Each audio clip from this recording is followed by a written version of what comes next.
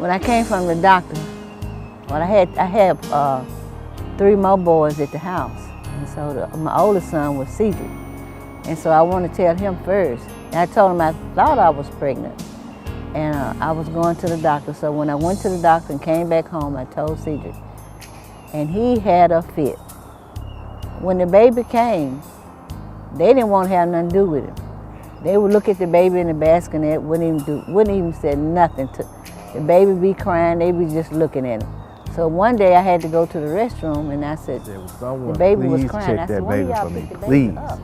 And so I went inside, seen the baby crying, and from the moment I picked him up, hey, it was just a bond that was just gratifying. It was a bond that was inseparable. So that's the beginning of Roderick Clarke and our family.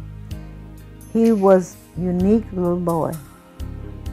He started walking when he was 8 months, going on 9 months old. He was talking. You couldn't believe he was saying mama, daddy, trying to say his brother's name, and everybody was just shocked.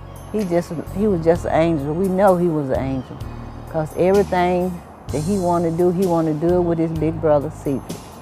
I know when he was 2 and a half, couldn't be no more than 2 and a half, he was in my lap. We was at church. He said, "Mama, I got to go." I said, "Where you got to go?" He said, "I got to sing in the choir." Now, he know he was just only 2 and a half. But he know when we supposed to go to Bible study. He know when we supposed to be going to Bible study. Monday go by, he wouldn't say anything. Tuesday, Wednesday, and Thursday, and Friday, Saturday, he didn't want to take a bath until that day. But that was that he know. We know that he know the days of the week by going to church. So every Sunday morning, he would lead the choir. He would come in the choir with the young people. He would sing with the old people, but he would lead the choir. He had to be in front. He had to lead all the time. When the pastor, he told me, he said, Sister Clarke, he said, Roderick been here before. I said, "Why you say that, Pastor?" He said, "He only gonna be here for a short time." He said, "Because God gonna use him." And I said, we said, "All right," we didn't understand. We said, "All right."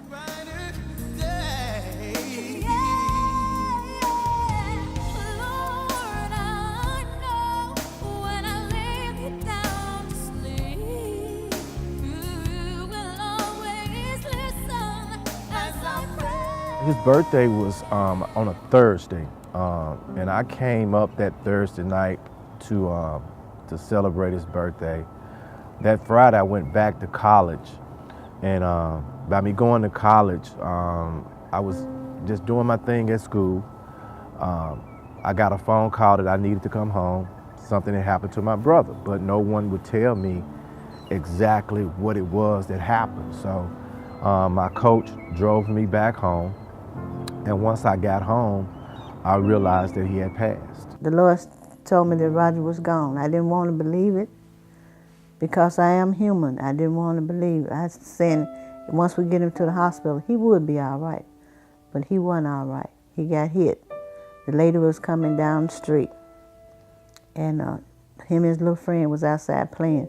His little friend was on one side of this friend, the ball went first, and then the little friend went behind the ball. Roger went behind his little friend, but his friend got across the street, but Roger didn't. He got hit, and he was knocked on the side path where we live. And like I said, he told me it was all right. So we carried him to the hospital, and Roger, he wasn't all right. He was not all right. Roger, we had lost Roderick. And God started telling me to go on and prepare his funeral. So that's what we did. We prepared Roderick's funeral. When you have an unexpected death, one of the things you can look at, a lot of families don't have life insurance. We want to be there to help those families that's in the need so they can have a proper burial for their kids or their loved ones. When you're looking at someone that have to be at work, they need time off, but they can't because of the situation. We want to be able to allow them that time of grieving by being an assistance to them.